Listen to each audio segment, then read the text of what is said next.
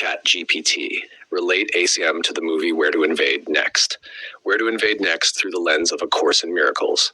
Where to Invade Next is presented as a humorous exploration of social systems around the world, but through the lens of ACIM, it becomes an examination of projection, comparison, scarcity thinking, and the search for solutions outside ourselves.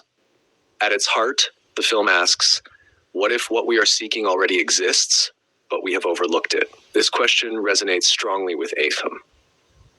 The search outside.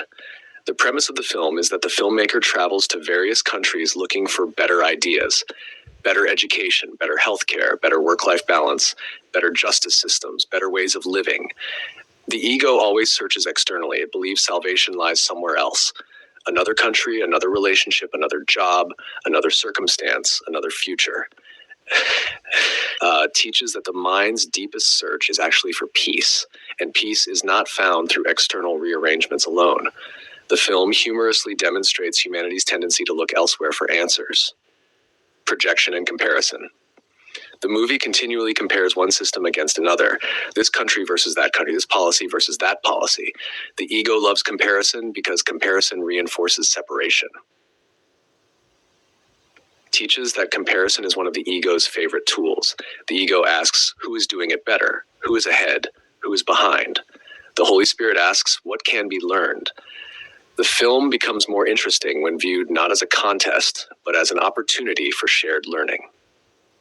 The myth of scarcity. A recurring theme throughout the documentary is that many positive social practices already exist, yet are often dismissed as impossible. The ego operates through scarcity. Not enough resources, not enough time, not enough support, not enough opportunity. ACIM teaches that scarcity is a belief arising from separation, the belief that something essential is lacking. Many examples in the film challenge assumptions about limitation and demonstrate how differently societies can organize themselves. Shared interests. One of the most striking themes in the movie is the discovery that people across cultures often want similar things: safety, dignity, opportunity, health, education, connection. The ego emphasizes differences.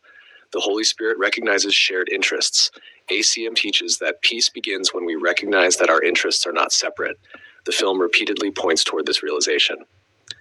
The Illusion of Enemies. The title itself is intentionally provocative. Where to invade next? Traditionally, invasion implies conflict and conquest, yet the film reverses the concept. Instead of taking territory, the filmmaker seeks ideas. This reversal mirrors an important principle in ACIM. The ego believes progress comes through competition and conflict. The Holy Spirit teaches that growth comes through joining and learning. The title becomes a playful invitation to reconsider the meaning of winning. Systems and consciousness. The film explores external systems. ACIM continually points toward internal systems of thought. This creates an interesting contrast. Changing systems may improve conditions, yet fear, guilt, judgment, and separation can still persist. The Course reminds us that lasting peace requires healing the mind. The documentary provides examples of external improvements, while ACIM addresses the internal source from which all systems arise. Taking back the gifts. One of the documentary's recurring discoveries is that many of the practices admired abroad actually originated elsewhere and were simply forgotten or neglected. This closely parallels the Course's understanding of awakening.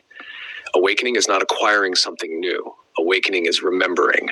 The gifts were already present. The wisdom was already available. The film repeatedly uncovers forgotten possibilities, does the same within the mind. The central reflection, the ego watches where to invade next and asks, which country has the best system? The Holy Spirit watches where to invade next and asks, what can I learn from recognizing our shared interests? Viewed through, the movie becomes less about politics and more about perception. It reveals how often we assume limitations that may not actually exist, and how much can be learned when defensiveness gives way to curiosity. The deepest message may be, the ego seeks answers through comparison and competition.